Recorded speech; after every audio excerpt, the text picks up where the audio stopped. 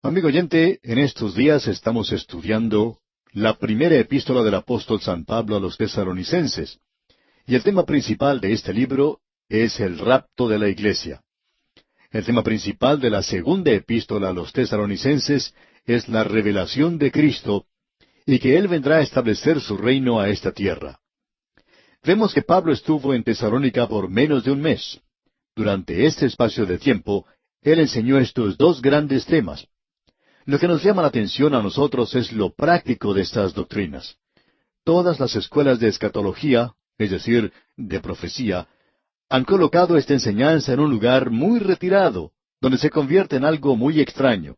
Es decir, que se convierte en algo de lo cual es bueno hablar y argumentar o conversar, pero que no tiene mucho significado. Es como si fuera algo que no se puede utilizar en nuestras vidas diarias. Bueno, Pablo está demostrando aquí que sí, que tiene mucho que ver con nuestras vidas diarias. En el capítulo 3, el tema que presenta es la venida de Cristo es una esperanza purificadora. Esto cambiará su vida. Esto tendrá mucho que ver en su estilo de vida si usted cree en el rapto de la iglesia, es decir, la inminente venida de Cristo a llevar a los suyos. Eso afectará su vida. Y si no tiene ninguna influencia en su vida, amigo oyente, entonces usted en realidad no cree en eso. Es nada más que una teoría o solamente una filosofía para usted. Ese es el corazón mismo de la epístola. Este tema lo encontramos comenzando aquí en el capítulo 3 y continúa hasta el versículo 12 del capítulo 4. El verdadero centro de esta epístola es que la venida de Cristo por su iglesia es una esperanza purificadora. Usted recordará que el apóstol Pablo había esperado en Corinto un informe de parte de Timoteo, y aparentemente también de parte de Silas y del doctor Lucas y de otros que se encontraban allí. Ahora él dice al comenzar este capítulo 3 en el versículo 1, por lo cual, no pudiendo soportarlo más, acordamos quedarnos solos en Atenas. Aparentemente Pablo se encontraba con algunos de los hermanos en Atenas. Lo que en realidad sucedió era que estos hombres que él estaba esperando eran en realidad Timoteo y Silas. Pensamos que los demás de este grupo ya se encontraban con Pablo. Por eso es que dice en este versículo 1, por lo cual, no pudiendo soportarlo más, acordamos quedarnos solos en Atenas. Aparentemente él envió a todos ellos de regreso, y fue entonces cuando Pablo pasó este tiempo solo. Las palabras con las cuales comienza este primer versículo del capítulo 3, por lo cual, es algo bastante importante por la forma en que comienza este capítulo. Usted recordará que él habló en el capítulo anterior de la relación familiar que existe en la iglesia. Él había sido como una madre para la iglesia, dijimos. Él había sido como un padre para ellos. Él era un hermano, y como un hermano, él los amó. Él les llevó al Señor Jesucristo. Ahora, al finalizar el capítulo anterior, él decía, vosotros sois nuestra gloria y gozo. ¿Cuándo? A la venida de Cristo. Y esa palabra, venida, es parusía. Sabemos que el apóstol Pablo utilizaba estos términos para la venida de Cristo en una forma alternada. Pero hay ocasiones en las cuales Pablo le da esto un énfasis verdadero. Y parusía quiere decir aquí la aparición de Cristo. Y eso era naturalmente para los creyentes. Aquí se refiere entonces al tiempo cuando los creyentes recibirían su recompensa. Así que, entonces, estas palabras, por lo cual, que se encuentran al comienzo de este versículo 1, une a este capítulo 3 con el anterior. Él tenía mucho interés en ir a verlos y se sentía frustrado al tratar de ir a verlos, ya que Satanás le estaba estorbando. Pablo había tenido que partir de Tesalónica tan rápidamente que quedaron muchas cosas, enseñanzas, sin completar, y doctrinas que él no había tenido tiempo de desarrollar completamente. Ya vamos a observar una de estas más adelante. Y él no solo desea regresar, sino que también tenía dudas en cuanto al futuro de los creyentes allí. Y Pablo ansiaba consolarlos. Es decir, él demuestra lo que había mencionado al comienzo, ese trabajo de amor. Y amigo oyente, aquí tenemos un ejemplo del amor en acción. El amor no es solamente un afecto o simplemente una sensación muy agradable, cariñosa, cómoda, cálida que uno siente en su corazón. El amor busca el bienestar de otra persona. Esa es la forma en que usted expresa su amor por los demás. Usted busca su bienestar y en realidad uno hasta pone en peligro su propia vida por esa otra persona si uno en realidad la ama. Y Pablo dice en el versículo 2, y enviamos a Timoteo, nuestro hermano. Y aquí podemos ver que estamos todavía hablando acerca del hermano, servidor de Dios. Él es un ministro o servidor. De esta palabra servidor, nosotros tomamos la palabra diácono, que quiere decir precisamente eso, servidor. Y él es servidor de Dios y colaborador nuestro en el Evangelio de Cristo. Ahora, el Evangelio de Cristo es la esfera de servicio. Es decir, que Pablo no es solamente un bienhechor. A veces se nos critica porque nuestro objetivo principal es el de esparcir la palabra de Dios. Ese es el aspecto primordial de nuestro ministerio. Los fundamentalistas somos criticados diciendo que no enfatizamos lo suficiente el aspecto social del Evangelio. Pues bien, amigo oyente, no ha existido nunca ningún movimiento social de envergadura que no haya estado basado en la predicación del Evangelio. Las leyes de trabajo en cuanto a los niños en Inglaterra fueron producto de las reuniones que tuvo ese gran evangelista Juan Wesley. También los sindicatos o movimientos laborales del día de hoy le deben mucho a Wesley, aun cuando ellos no reconocen eso hoy porque están tan lejos de su origen.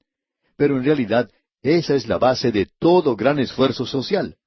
Los hospitales fueron producto de la predicación de la palabra de Dios.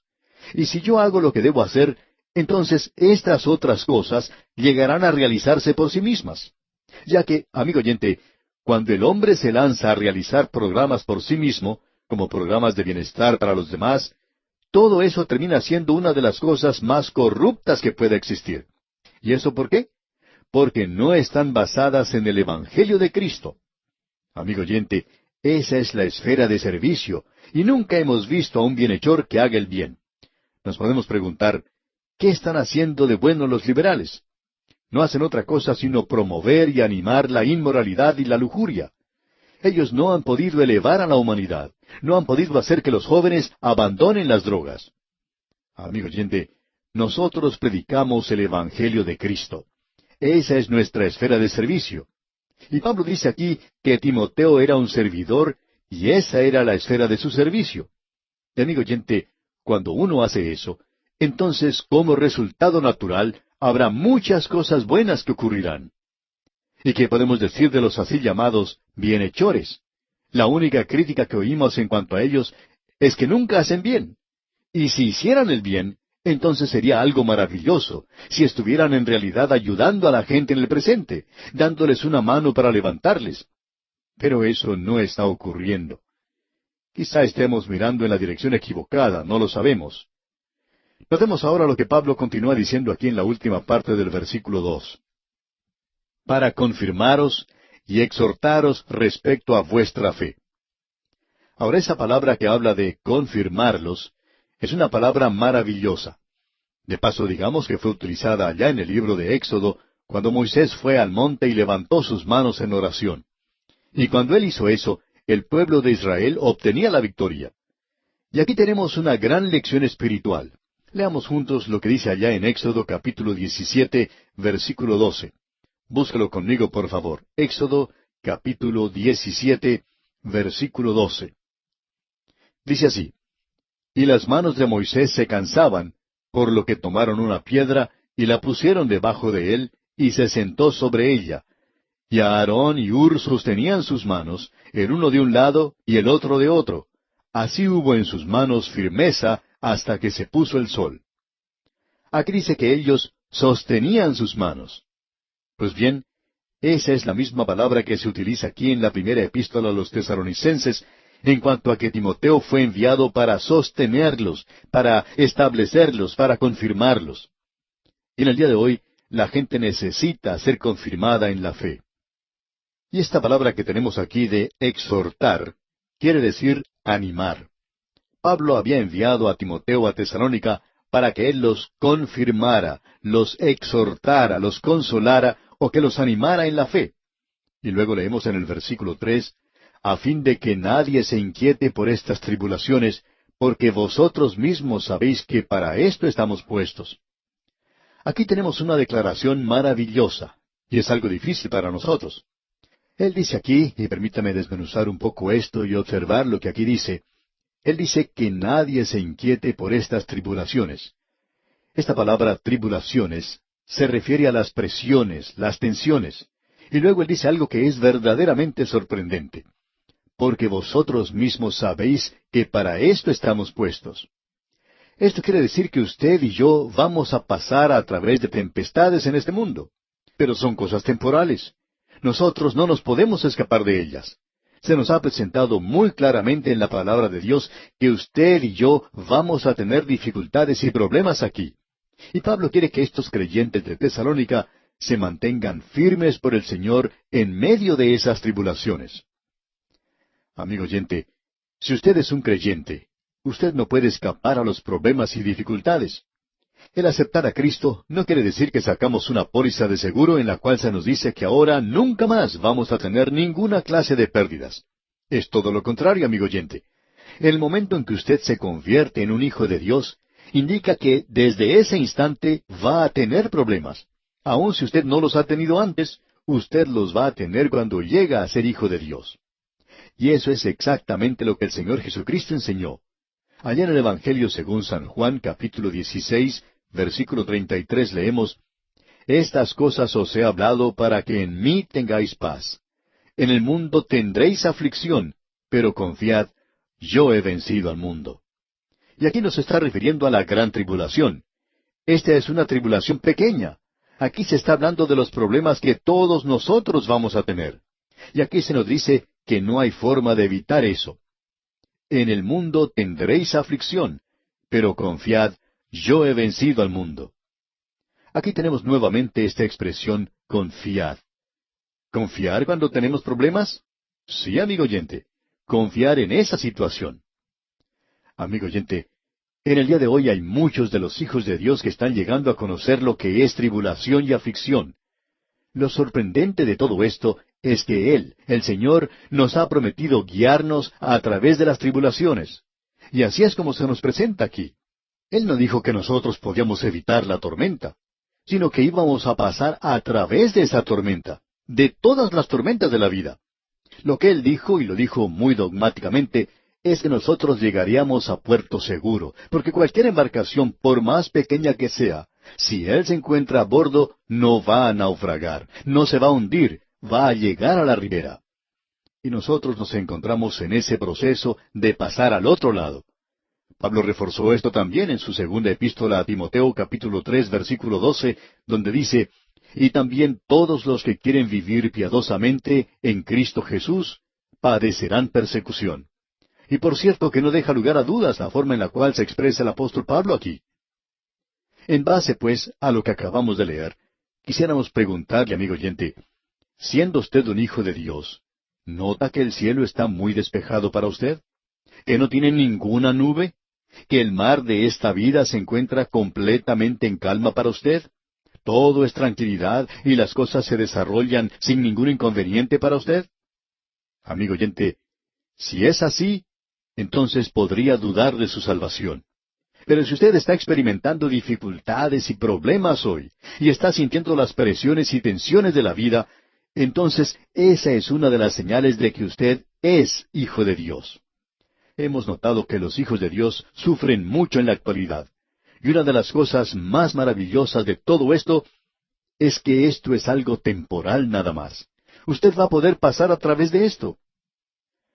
Volviendo ahora a la primera epístola del apóstol Pablo a los tesalonicenses, leemos aquí en el capítulo 3, versículo 4, Porque también, estando con vosotros, os predecíamos que íbamos a pasar tribulaciones, como ha acontecido y sabéis. Esta palabra, tribulación, es la misma palabra que aflicciones.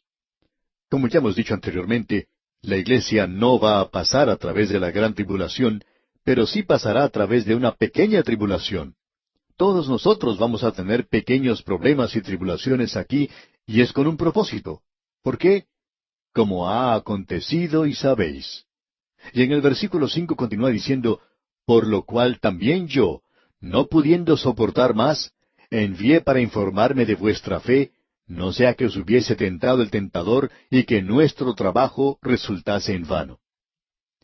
Bien, el tentador aquí no es ningún otro sino Satanás. Ya hemos visto esto anteriormente. En el versículo 18 del capítulo 2, él dice, pero Satanás nos estorbó. Pablo está diciendo, él me está causando dificultades y yo sé que él les puede causar dificultades a ustedes allí. Es decir, que las tribulaciones prueban la genuinidad de la moneda del creer.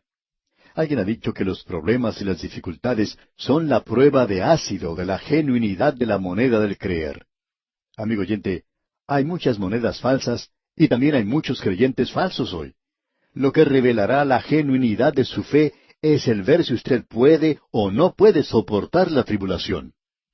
Las dificultades revelan la genuinidad del creyente, y esta es la ocasión de su regocijo.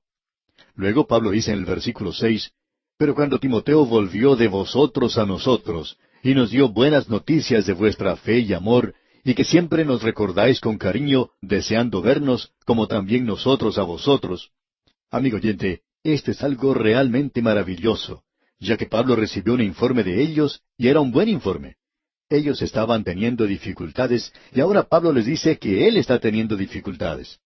Y en los versículos 7 y 8 leemos, por ello, hermanos, en medio de toda nuestra necesidad y aflicción, fuimos consolados de vosotros por medio de vuestra fe, porque ahora vivimos si vosotros estáis firmes en el Señor. Esta expresión que él usa, ahora vivimos, quiere decir que como creyentes nosotros disfrutamos de la vida. Y ese sí aquí quiere decir ya que. Y quizá deberíamos leerlo de esa manera, ya que vosotros estáis firmes en el Señor. Aún en las dificultades usted puede disfrutarlo. Y eso no es algo fácil de hacer, amigo oyente.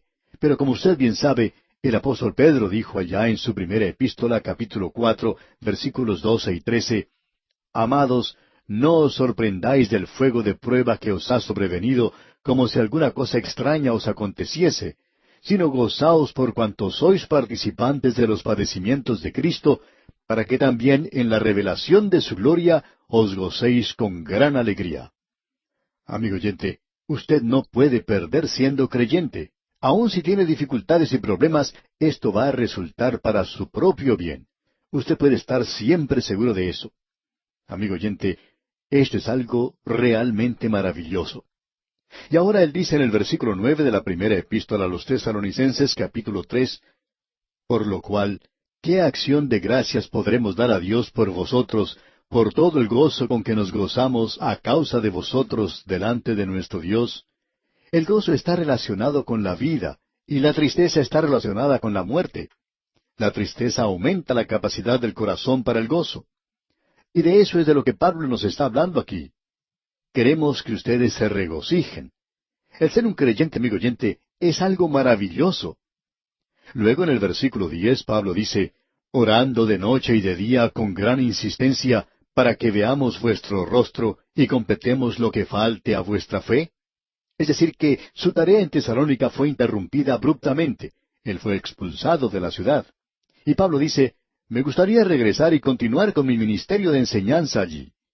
Y Pablo quería enseñar la palabra de Dios. Él quería predicar la palabra de Dios. Y para mí hoy, ese es el pensamiento que más consuelo da a mi corazón. Yo quiero esparcir la palabra de Dios y siento cierta hermandad con este hermano aquí. Lo importante, amigo oyente, es el esparcir la palabra de Dios. No es el mantener este programa de radio a través de la Biblia en el aire, sino que es el predicar la palabra de Dios. Eso es lo que es importante. Y si yo dejo de hacer eso, amigo oyente, espero que el Señor me tome y me saque del aire. Ahora, en el versículo 11 de este capítulo 3 de la primera epístola a los Tesalonicenses, dice Pablo, Mas el mismo Dios y Padre nuestro, y nuestro Señor Jesucristo, dirija nuestro camino a vosotros. Pablo oraba constantemente para poder ir a estar con ellos. Y luego dice en los versículos 12 y 13, Y el Señor os haga crecer y abundar en amor unos para con otros, y para con todos, como también lo hacemos nosotros para con vosotros, para que sean afirmados vuestros corazones, irreprensibles en santidad delante de Dios nuestro Padre, en la venida de nuestro Señor Jesucristo con todos sus santos. ¡Qué cosa más maravillosa la que tenemos aquí! Usted puede apreciar que el amor no es solamente un afecto. Busca el bienestar de otra persona. El amor no es un fin en sí mismo, sino que busca el desarrollar un carácter de santidad. Y aquí tenemos una declaración que ya hemos dado anteriormente.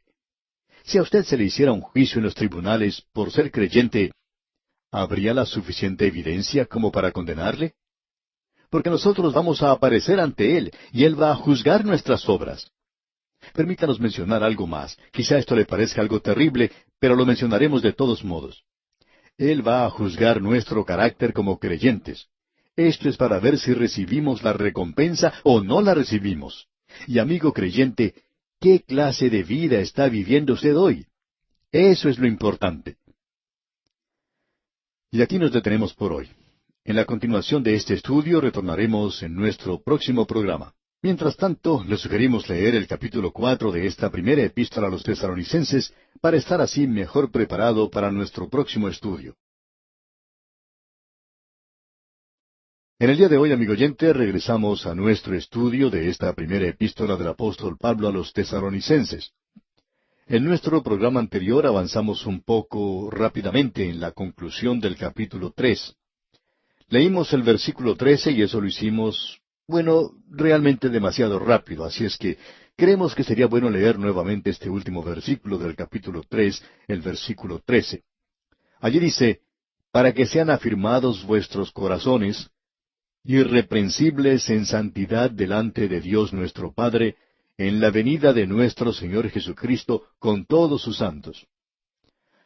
Aquí parecería indicar, y creemos que con esto están de acuerdo la mayoría de los eruditos, que los santos van a venir con Cristo cuando Él regrese a la tierra para establecer su reino. Ahora, si usted no está de acuerdo con esto, pues no vamos a entrar a discutir esto hoy. Pero creemos que la mayoría de nosotros está de acuerdo con esto. Esto parecería indicar que Él no recompensa a los suyos hasta esa oportunidad, cuando Él venga a la tierra para establecer su reino. Y muchos de nosotros creemos que tenemos que estar ante el tribunal de Cristo antes de este acontecimiento. Es decir, que cuando Él arrebate a la iglesia de este mundo, el mundo entra al período de la gran tribulación. Luego, Él regresa al final del período de la gran tribulación. Así es que nos preguntamos, naturalmente, ¿cuándo es que nos va a presentar irreprensibles en santidad delante de Dios nuestro Padre? ¿Ocurre esto cuando Él arrebata a la iglesia? ¿O ocurrirá cuando Él venga a la tierra a establecer su reino? Y eso depende de la expresión que tenemos aquí, en la venida de nuestro Señor Jesucristo con todos sus santos. Esta palabra venida es una palabra muy interesante. A veces es traducida por una palabra griega, otras veces es traducida por una segunda palabra griega, y aún otras veces por una tercera palabra griega. Una de las palabras que se utiliza es epifanea. De allí es de donde nosotros sacamos la palabra epifanía. En realidad, amigo oyente, la primera venida de Cristo fue una epifanía. Se nos dice allá en la epístola a Tito, capítulo 2, versículo 11, porque la gracia de Dios se ha manifestado para salvación a todos los hombres. Allí también tenemos esta palabra. Cuando Él vino por primera vez, fue una manifestación visible. Y eso es lo que en realidad esta palabra quiere decir. Indica una aparición y una manifestación visible del Señor. Y Él vino en persona hace más de 2000 años como un niño que nació en Belén. Y esa fue una epifanía, su presencia al venir Él a este mundo. De paso, digamos que esta es una gran palabra, y que se puede utilizar para indicar la primera venida del Señor Jesucristo. O también se puede utilizar para su segunda venida, cuando Él arrebate a su iglesia de este mundo, o cuando venga para establecer su reino. Porque todas ellas, estas tres, serán manifestaciones visibles, apariciones o la presencia del Señor Jesucristo. Ahora, la segunda palabra que se utiliza es apocalipsis. Esa es la misma palabra que se usa para el libro de Apocalipsis, revelación. Esa es la palabra en griego, apocalipsis, y significa descubrimiento. De modo que, cuando Él vino hace más de 2000 años, uno no podía llamar a eso un descubrimiento en el sentido de demostrar o quitar el velo, porque su gloria estaba velada para la carne humana. De la misma manera en que la gloria Shekinah estaba oculta, por así decirlo, en el lugar santísimo del tabernáculo antiguo, y sólo el sumo sacerdote entraba a ese lugar. Y cuando el Señor Jesucristo estuvo aquí anteriormente, su gloria no fue demostrada totalmente. Él se presentó en carne humana, pero cuando Él venga nuevamente, entonces se manifestará visiblemente. Así es que esta palabra se utiliza para su segunda venida. La tercera palabra que se utiliza representando esto aquí es parusía, y eso significa sencillamente presencia. Esa es una palabra que es formada del verbo ser, es decir, usea, y para, que quiere decir estar presente. En realidad, esa es la mejor palabra para indicar estar presente. Y se traduce generalmente para referirse a la venida de Cristo, y así es como es traducida aquí. Indica una presencia. Y eso es todo lo que significa. Para aclarar esto, creemos que conviene que leamos lo que nos dice el apóstol Pablo en su epístola a los Filipenses, capítulo 2, versículo 12, donde dice, Por tanto, amados míos, como siempre habéis obedecido, no como en mi presencia solamente, sino mucho más ahora en mi ausencia, ocupaos en vuestra salvación con temor y temblor. Y aquí tenemos esta palabra nuevamente. Es decir, Pablo estaba presente. Entonces, ¿qué es lo que quiere decir esta palabra venida o presencia? Bueno, cuando alguien viene, siempre se dice o se hace referencia a su presencia. Por ejemplo, cuando se presenta a una persona que va a dar un discurso, se dice que uno está contento por su presencia en ese lugar. Pues bien, nosotros vamos a estar presentes con el Señor en el mismo instante en que seamos tomados para encontrarnos con Él en el aire. Él nos va a llevar a nuestro hogar en la gloria, al lugar que Él ha preparado para nosotros. Y esta palabra venida aquí no se refiere necesaria o específicamente a la venida de Cristo con sus santos a la tierra, sino a la venida al cielo, cuando ellos estarán en la presencia del Padre. Creemos que hay este mismo pensamiento en el capítulo 2 de la primera epístola a los Tesalonicenses que estamos estudiando, en el versículo 19, donde Pablo dice, Porque ¿cuál es nuestra esperanza, o gozo, o corona de que me gloríe? ¿No lo sois vosotros delante de nuestro Señor Jesucristo en su venida? Literalmente tenemos aquí, delante de nuestro Señor Jesucristo en su presencia. Aquí podemos apreciar ese significado en particular, y quiere decir que nosotros vamos a estar en su presencia en esa época en particular, y no se refiere específicamente a su venida. Él ya ha tomado, ya ha arrebatado a su iglesia de este mundo, y ya nos encontramos en su presencia. Creemos que esto debería aclararse completamente porque hay personas que han hecho demasiado de esto mencionado aquí, sin llegar a reconocer el significado de esta palabra en particular que se usa aquí. Bien, siguiendo adelante, pasemos ahora al capítulo 4 y leamos lo que dice el primer versículo de este capítulo 4 de la primera epístola a los Tesalonicenses. Por lo demás, hermanos, os rogamos y exhortamos en el Señor Jesús, que de la manera que aprendisteis de nosotros cómo os conviene conduciros y agradar a Dios, así abundéis más y más. Lo interesante aquí es que tenemos indicaciones de cómo debe conducirse el creyente en esta tierra, y eso a la luz de la venida de Cristo. En esta época se hace énfasis en la forma de conducirnos.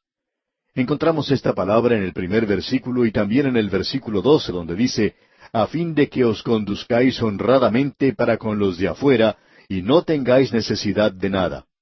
Así es que podemos poner un paréntesis alrededor de este pasaje de cómo los creyentes deben andar. Bueno, se menciona aquí cómo deben andar, o sea, cómo debemos conducirnos.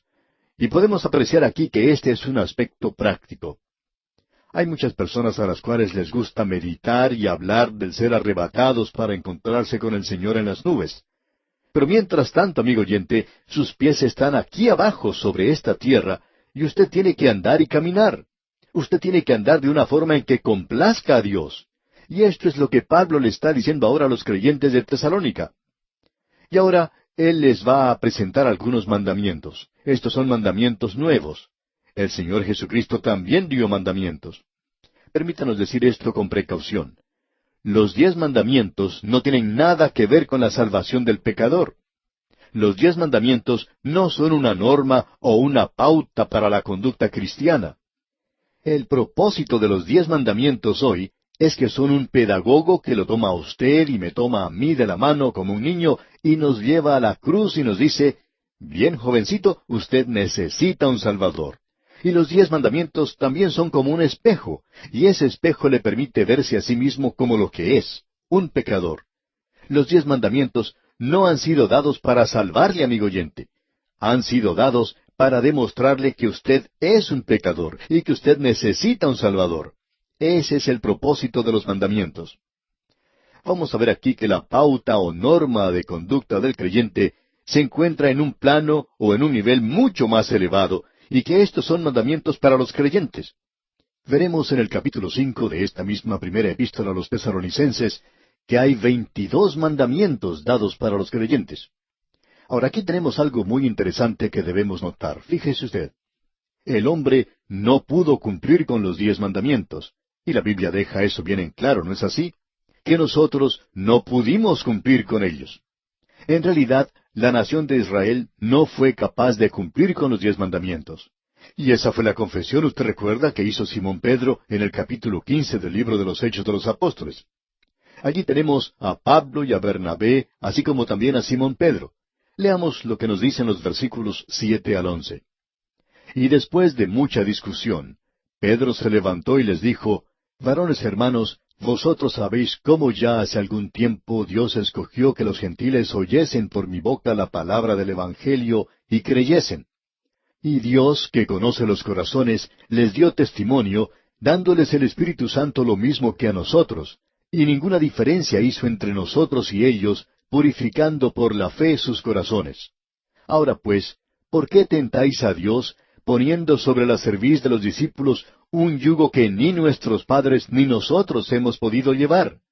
Antes creemos que por la gracia del Señor Jesús seremos salvos, de igual modo que ellos. Ahora la pregunta es, ¿cómo puede el hombre cumplir mandamientos más elevados si no pudo cumplir con los 10 mandamientos? Él no los puede cumplir por él mismo. Esto solo puede ser logrado por medio del poder del Espíritu Santo morando en nosotros, porque se nos dice aquí en la primera epístola a los Tesalonicenses, capítulo 4, versículo 8, así que el que desecha esto, no desecha a hombre, sino a Dios, que también nos dio su Espíritu Santo. Y eso es solo por medio del Espíritu Santo. Volvamos a leer una vez más lo que dice el versículo 1 de este capítulo 4 de la primera epístola a los Tesalonicenses. Por lo demás, hermanos, os rogamos y exhortamos en el Señor Jesús, que de la manera que aprendisteis de nosotros cómo os conviene conduciros y agradar a Dios, así abundéis más y más. Aquí él habla acerca del conducirnos, del andar del creyente. El andar del creyente es algo de suma importancia, y él lo enfatiza aquí. Un creyente no puede hacer como le plazca, no puede vivir como quiera. Él tiene que hacer las cosas como le placen a Cristo. Notemos algunas de las cosas que Pablo menciona aquí en el versículo 2. Leamos este versículo 2. Porque ya sabéis qué instrucciones os dimos por el Señor Jesús. Podemos apreciar que estos son algunos mandamientos. Estos son mandamientos para los creyentes. Nosotros no estamos sin ley. Deberíamos ser disciplinados y deberíamos estar en obediencia a Cristo. Esto debería ser una relación de amor. Debemos ser motivados por el amor. El Señor Jesucristo dijo, si me amáis, guardad mis mandamientos. Bien, notemos ahora lo que dice el versículo 3 de este capítulo 4. Pues la voluntad de Dios es vuestra santificación, que os apartéis de fornicación. Esta palabra santificación que encontramos aquí es algo maravilloso, pero tememos que haya sido muy mal entendida. Creemos que si usted lee las Escrituras, allí podrá encontrar que la santificación tiene diferentes significados. Cuando se usa con Cristo, significa que Él ha sido hecho santificación para nosotros, y uno no puede mejorar eso. Él ha sido hecho eso para nosotros, nuestra santificación. Ahora esta palabra aquí no quiere decir que nos encontremos en un estado sin pecado. Significa que usted ha sido separado para Dios. Simón Pedro nos habla del hecho de que los santos hombres de Dios hablaron siendo inspirados por el Espíritu Santo. Ahora esos hombres santos, si usted puede leer la historia de alguno de ellos, en sus vidas no parecían ser tan santos. Por ejemplo, allí tenemos a Moisés, quien fue un asesino. David, quien escribió tantos salmos maravillosos, también fue un asesino. Pero ellos fueron santificados porque habían sido separados para Dios. Ahora, ¿debe el creyente entonces buscar la santidad? Creemos que sí. Pero usted y yo necesitamos reconocer que es sólo en Cristo donde nosotros podemos ser aceptables ante Dios. Pues la voluntad de Dios, dice aquí, es vuestra santificación. Usted ha sido colocado en un nivel mucho más alto, amigo oyente. Usted ha sido separado para el uso de Dios. ¿Y ahora qué? Ahora veamos los versículos 3 hasta el 5. Pues la voluntad de Dios es vuestra santificación, que os apartéis de fornicación, que cada uno de vosotros sepa tener su propia esposa en santidad y honor, no en pasión de concupiscencia como los gentiles que no conocen a Dios. Por todas partes alrededor de la región de Tesalónica había paganos que mezclaban el sexo y la religión. Y el sexo era una religión entre los griegos. Usted podía ir a Corinto y descubrir eso, pero no era necesario ir hasta Corinto. Uno podía descubrir eso ahí mismo en Tesalónica. El apóstol Pablo está diciendo que usted debe vivir una vida hoy que eleve el Evangelio. Debemos decir que algunos creyentes viven vidas demasiado libertinas, y eso causa que el Evangelio sufra. Y debemos decir que esos creyentes no están hoy viviendo para Dios o sirviendo a Dios. Usted no puede servir a Dios y vivir en el pecado. Él no acepta eso. Él dice eso y lo aclara muy bien aquí. Él dice que uno no debe vivir de esa manera. Y en la primera parte del versículo 6 dice, que ninguno agravie ni engañe en nada a su hermano. Y uno tiene que ser honrado si va a ser un hijo de Dios. Y en la segunda parte del versículo 6 dice, porque el Señor es vengador de todo esto, como ya os hemos dicho y testificado. Y nosotros hemos vivido por mucho tiempo como creyentes y trabajado entre los creyentes para observar esto en la vida de muchos de los creyentes hoy. Hemos podido ver que algunos creyentes han sido deshonestos. Y amigo oyente, el Señor es vengador. Él actúa y los juzga. Hemos visto esto una y otra vez. Luego en el versículo 7 dice el apóstol Pablo, pues no nos ha llamado Dios a inmundicia, sino a santificación. El Hijo de Dios no puede continuar en el pecado. Amigo oyente, el hijo pródigo quizá puede entrar a la pocilga del cerdo, pero él no se va a quedar allí. Él no puede vivir allí. Y luego se nos dice en el versículo 8, así que el que desecha esto, no desecha a hombre, sino a Dios, que también nos dio su Espíritu Santo. En el Hijo de Dios mora el Espíritu Santo, y Él no puede vivir de esa manera porque el Espíritu Santo es un Espíritu Santo. El día llegará cuando el Hijo de Dios deseará vivir por Dios y deseará la santidad en su vida. Y esto es algo que necesita ser enfatizado hoy. Vamos a tener que dejar nuestro estudio en esta porción, ya que estamos entrando en una sección maravillosa del capítulo 4, la cual nos habla de la venida del Señor Jesucristo y del rapto de la iglesia. Todo esto pertenece junto. Amigo oyente, no hay nada en esta vida que pueda afectar más la vida del creyente como el esperar la inminente venida de Cristo en el día de hoy. No es una doctrina para argumentar o discutir, es una doctrina por la cual debemos vivir. Es una doctrina en la cual uno debe andar hoy. No es una teoría que se encuentra por allá arriba en el cielo. Vamos a ser arrebatados en las nubes, pero ahora mismo nosotros tenemos que andar caminando por las calles de nuestras ciudades aquí en la tierra. Y aquí nos detenemos por hoy. Dios mediante, en nuestro próximo programa continuaremos nuestro estudio de este capítulo 4 de la primera epístola a los Tesalonicenses.